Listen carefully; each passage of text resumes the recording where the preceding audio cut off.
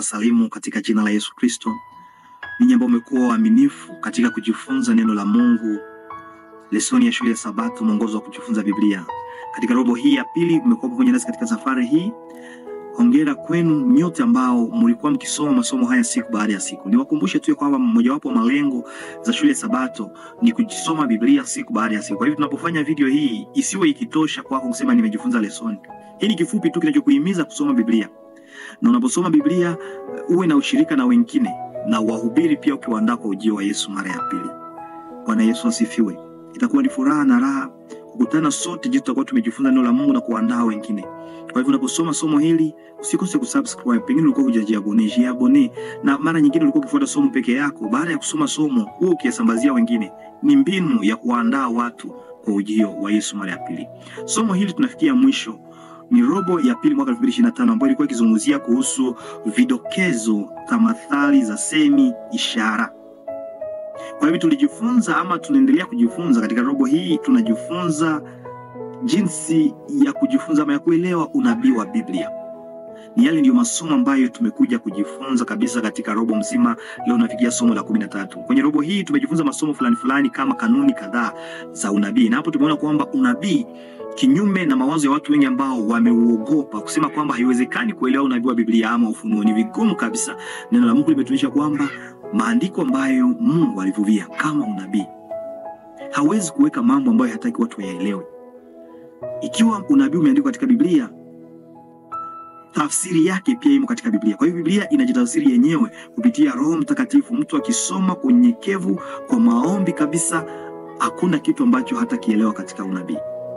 Sio kuanza soma theology ama nini. Soma Biblia kwa moyo wa upole, ukiomba Roho Mtakatifu, hakika utaelewa. Na tumejifunza kanuni hizo kabisa. Tumejifunza pia msingi wa mwanzo na tamathali za semi kutoka katika ndoa, na kuona jinsi gani kanisa la Kristo limelinganisha na mwanamke bikira ambaye amejiandaa kwa ajili ya kuja kwa Yesu Kristo. Lakini pia Yesu atakuja hatimaye kuchukua bibi harusi, kumwacha mke kahaba ambaye ni kanisa ambalo halijafanya mapenzi ya Mungu.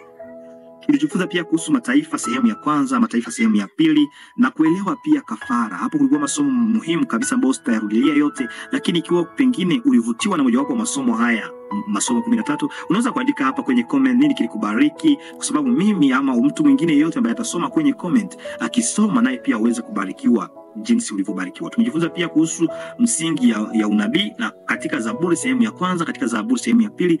Hapo tukiendelea kuona ya kwamba unabii tukiendelea kuona kwamba kitabu cha Zaburi sio tu kwamba ni kitabu kinachozungumzia sala na maombi, lakini mnamo pia ujumbe wa unabii ambao unatuandaa kwa ujio wa Yesu mara ya pili. Tumejifunza pia kuhusu tuliofikiwa na miisho.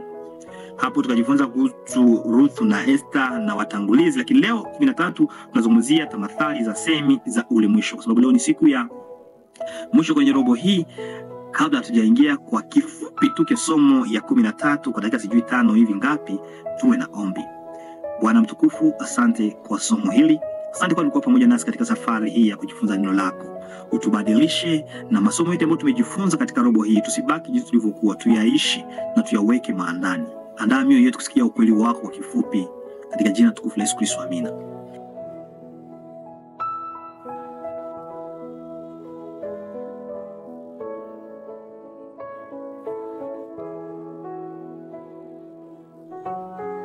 Mpendwa mtazamaji na msikilizaji, Mungu akubariki. Ikiwa pengine tumekuwa pamoja nawe kwa muda wote, hujasubscribe au hujajiabone kwanza leo, na ukiwasambazia wengine masomo haya, ili kwamba sote pamoja tujiandae kwa ujio wa Yesu mara ya pili. Somo ili ambalo la 13 tunazungumzia tamathali za semi za ule mwisho. Tamathali za semi za ule mwisho ndio somo letu ambalo tunakuja kujifunza leo, tukiweka nanga kwa robo hii ya pili kwa mwaka 2025, tukiandaa pia kwa robo nyingine mpya ambayo tunaianza kesho. Kwa hivyo nakusihi pia kwa adhimu ndani ya moyo wako kutokosea hata mojawapo wa masomo na kununua somo ama lesoni mpya. Somo hili ambalo ni la 13 ambalo lazungumzia tamathali za semi za ule mwisho, fungu la ukariri kwenye kile kitabu cha Yona sura ya kwanza 9. Yona 1:9 inasema, akawaambia, huyo ni Yona ndiye anasema, mimi ni Mwaebrania, nami namcha Bwana Mungu wa mbingu, aliyeziumba bahari na nchi kavu. Bwana Yesu asifiwe. Kwa hivyo katika juma hili la mwisho kwenye robo hii ya pili kwenye 2025 tumetazama kwa mara ya mwisho masimulizi yanayotusaidia kufanua uelewa wetu wa matukio ya siku za mwisho. Na hapo wakati huu tunaangalia utume wa Yona huko Ninawi, tunaangalia anguko la Babeli na kuinuka kwa yule ambaye tunamuita Koreshi, mfalme wa Uajemi ambaye aliwakomboa wana wa Israeli, kuwatosha huko Babeli na kuwarudisha tena kwao huko Yerusalemu ili kwamba wamjengee mpya hekalu. Yaani tunaweza kupata kutoka katika masimulizi haya ya kihistoria vipengele mbalimbali vinavyoweza kutusaidia kuelewa vyema kile tunachokiita ukweli wa leo. Na ukweli wa leo tunaweza kuuelewa namna gani? Sijui unaweza kutoa jibu lako hapo kwenye comment. Tunapozungumzia vérité présente ama the present truth, ukweli wa leo, unauelewaje? Je, ni kusema kwamba ni ukweli ambao uko tofauti na ukweli mwingine katika Biblia? Nadhani ya kwamba mimi kwa upande wangu, lakini wewe pia ukijibu kwenye comment. Ukweli wa leo ninaelewa kwamba ukweli wa Mungu ni umojelea. Neno la Mungu ni mojelea jana, leo na hata milele, na Mungu hawezi kubadilika pia. Lakini kitu ambacho ni lazima tukielewe kuhusu ukweli wa leo ni kwamba kwa kila karne Mungu ana jinsi ya kujifunua kwa watu wake kwa huo muda.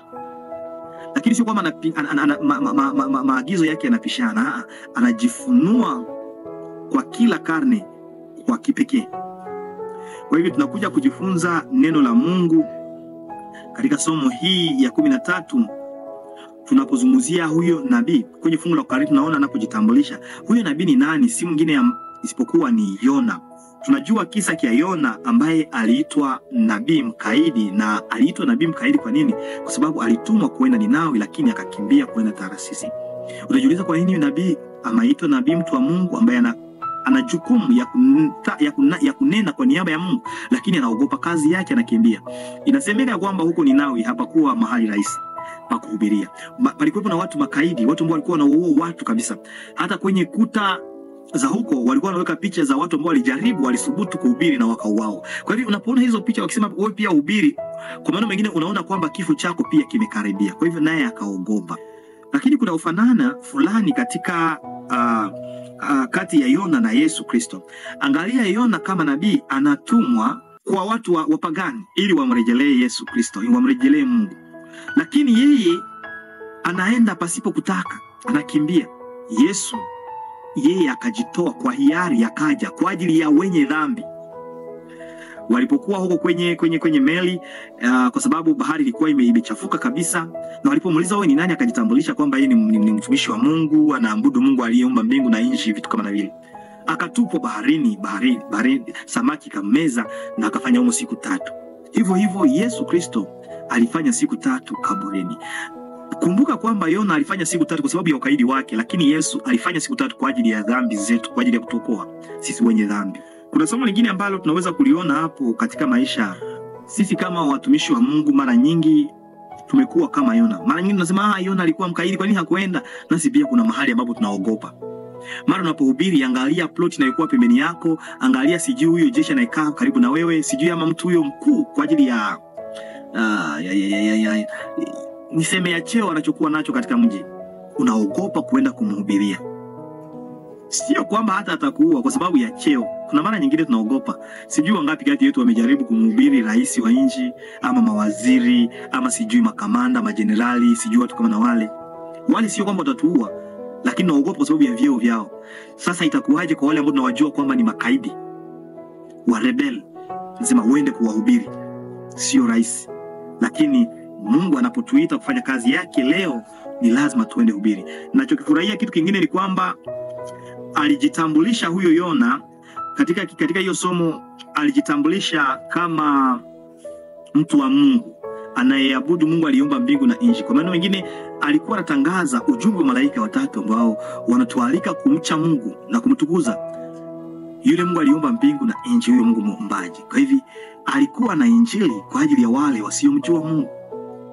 Yesu amekuja kuwatafuta na kuwakomboa wale waliopotea. Hakuja tu kwa ajili ya wana wa Israeli, amekuja hata kwa mataifa mengine. Kwa hivyo tusiwe na kiburi ama tusiwe wachoyo kiasi ya kwamba tutaki kuwahubiria tu watu wa nyumba yetu ama wa kabila letu. Tuwahubiri watu wa kila aina, kila rangi, kila lugha. Ndio injili lazima iende mahali pote.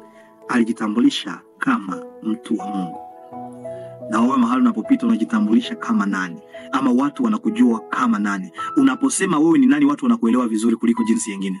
Kazi ya toba tulikuja kuizungumza kwamba Yona alipoenda kuhubiri, Biblia inasema kwamba alinaba na akasema kwa siku, kwa sababu samaki ilipomeza ikamrudisha mahali fulani, na hatimaye akahubiri, akakubali mwito wa Yesu. Kuna mara mtu anaweza kuwa kaidi hapo mwanzoni, lakini Mungu anakulazimisha kufanya kazi yake kwa sababu ana mpango mzuri kwa ajili yako. Kwa hivyo nakushauria ni heri mwisho kuliko mwanzo. Lakini jambo lingine ambalo nimejifunza hapa, nasema kwa nini tuwe wakaidi, tuwe tukikataa kazi ya Mungu? Kama Mungu ametaka umfanyizie kazi, hata ukwepe namna gani atakuleta. Kuna watu wengine ambao aliwaita wamhubirie, wakakataa kuhubiri wakati walikuwa na miguu miwili. Lakini walipotafuta kukwepa, wakafanya ajali na miguu ikakatika, na wanaanza kuhubiri miguu imekatika. Ndio, ni vizuri kuhubiri miguu imekatika, lakini ni bora zaidi kuhubiri hata kabla haijakatika. Kwa hivyo kabla hatujapata hata malipizi, hatujaliwa na samaki, tunaweza kumhubiri na kutangaza ujumbe wa Mungu huko Ninawi, hata wawe makaidi namna gani. Lakini alipokuwa akihubiri, kitu ambacho nimekiona kwa Yona, anapohubiri, anahubiri akiwa na juhudi ya kwamba kwa siku 40 huu mji unateketea. Sijui unaweza kusema alikuwa na wahubiri anapowapenda, anapotaka waokolewe, ama alikuwa na wahubiri ya kusema tu mnapotea. Baada ya kuhubiri alikaa mahali fulani ambapo ataweza kuona mji wote ukiteketea. Lakini habari njema ni kwamba hapa kuna kazi ya toba. Toba ni kitu kikubwa kabisa katika maisha. Biblia inasema kwamba waliposikia hivyo, mfalme na watu wengine wote, watoto hata nyama, wakasema tutafunga chakula. Wakajinyenyekeza, wakafunga chakula, wakaomba Mungu, wakamlilia, wakatubu kwa maneno mengine. Kwa hivi hawakuteketea tena, wakaishi tena vizuri, maisha mazuri kwa miaka fulani, mpaka tena waende kurudi nyuma. Lakini toba ni kitu kizuri. Haijalishi umefanya dhambi za aina gani, haijalishi kumepitia dhoruba gani katika maisha yako, la muhimu ni kutubu na kuachana na hizo njia mbaya na uje kwa Yesu. Amesema tukiziungama dhambi zetu, yeye ni mwaminifu kutusamehe na kutusafisha kwa udhalimu wetu wote, hata tuwe na dhambi za aina gani. Isaya 1:8 sema dhambi zenyu zijapokuwa namna gani nitazisafisha. Kwa hivyo tunapokuja kwa Yesu Kristo, tunapolemewa na mizigo, tunapokuja kwake tukiungama na kutubu, hakika atatusamehe. Lakini zingatia, kuna improvisia ambayo iko conditionnel na ile ambayo haiko conditionnel. Hapa kwa sababu wametubu, wameachiliwa. Kuna watu wengine ambao wanaelewa shairi vibaya, na sema Mungu hajakuja kwa sababu anawangoja watu wote watubu. Nauliza, je, watu wote watafikia toba kweli? Kuna vitu vingine ambavyo ni unabii ambao tutake tusipotaka utatendeka. Tutubu tusipotubu, wakati Yesu atarudi hakika. Kwa hivi tuprofite de l'occasion wakati muda bado ungalipo. Tunazungumzia kitu kingine ambacho tunakifurahia sana hapa. Tulijifunza kitu kingine kwenye somo hili ambalo lilikuwa likizungumzia kwenye somo ya Jumanne. Nazungumzia karamu ya Belshaza. Karamu ya Belshaza, kuna vitu vingi ambavyo tumejifunza. Kwanza, Belshaza ni nani? Ni mtu ambaye alikuwa akitawala huko Babeli baada ya Nebukadneza, na mwingine hapo ni mtu wa ukoo wa Nebukadneza. Alipokuwa hapo huyo Belshaza, najifunza vitu fulani katika maisha yake. Alikuwa anajua historia ya baba yake mzee, ya kwamba alikuwa na kiburi hapo mbeleni, lakini Mungu akambadilisha na akatangaza waziwazi huyo Nebukadneza kwenye sura ya 4 kitabu cha Danieli, ya kwamba Mungu wa mbinguni ndiye ni lazima tumwabudu. Lakini licha ya kujua hayo, Belshaza alijifanya kwa makusudi kusahau mema ya Mungu. Kuna hatari mara tunapojituma kwa makusudi kusahau mema ya Mungu. Kumbuka mambo mangapi Mungu amekutendea katika siku zilizopita. Hautakiwi kutokuwa na imani. Mungu amekumalizisha shule, amekufanya uolewe, amekubariki na nyumba. Changamoto ambazo zinakujia, kwa nini zikutishe? Kumbuka kwanza mema ambayo Mungu ameyafanya. Kumbuka huyo mtu alifanya moyo mgumu kutokumbuka, japokuwa alikuwa anajua historia. Alijua kile ambacho Mungu alimfanyizia baba yake, na akajifanya kusahau. Alichagua kutofuata Mungu na kufuata miungu mibaya. Tujifunze kuchagua vizuri, kwa sababu uchaguzi wetu inakuwa na consequence, inatuletea madhara. Tukichagua vizuri tutakuwa tumefanya kitu kizuri, lakini tukichagua vibaya itakuwa ni kitu kibaya zaidi. Jumatatu tuzungumzia kukauka kwa Frati. Jambo ambalo nimelipenda katika somo hili ni kwamba basi mpendwa rafiki, tukeshe, kwa maana hatujui siku ipi atakapokuja Bwana wetu. Lakini tufahamu neno hili, kama mwenye nyumba angalijua ile zamu mwivi atakuja, angalikesha, wala asingaliacha nyumba yake kuvunjwa. Walipokunywa pombe, Wamedi na Wapersi peleka bahari pembeni na wakaingia. Kuna hatari. Wana wa Mungu wengi wamepoteza utukufu katika sherehe. Uwe makini na sherehe. Ni katika sherehe walipojisahau wakanywa pombe kiasi ya kwamba hata walinzi hawakuwepo na mambo ikaharibika. Lakini nafurahi kwamba unabii wa Biblia unaendelea kutimia siku baada ya siku. Jinsi Mungu ameutoa ni hivyo ndivyo unaendelea kutimia. Mungu akusaidie rafiki mpendwa, mtazamaji na msikilizaji wa vipindi hivi vya mwongozo wa kujifunza Biblia. Tujiandae kwa ujio wa Yesu mara ya pili. Tuendelee kusoma Biblia na kuandaa watu wengine. Ikiwa hii ni kusudi lako, basi tuombe. Asante Yesu Kristo kwa sababu wewe ni mwema, umejifunua kwetu, umetuonyesha kazi ya toba. Tufunze kuacha dhambi zetu na kuzichukia na kukufuata, tukiandaa wengine pia kwa ujio wako mara ya pili. Bariki mtazamaji na msikilizaji, masomo yetu ambayo tumejifunza tuyaishi na utuandae kwa somo mpya. Tuandae pia wengine kwa ujio wako. Tutafurahi sote pamoja ukitukuta tuko tayari. Furahi pamoja nawe huko mbinguni katika jina la Yesu Kristo. Amina. Mungu akubariki. Usikose kusubscribe, kulike na kushare na kuweka kile kilichokubariki katika robo kwenye comment.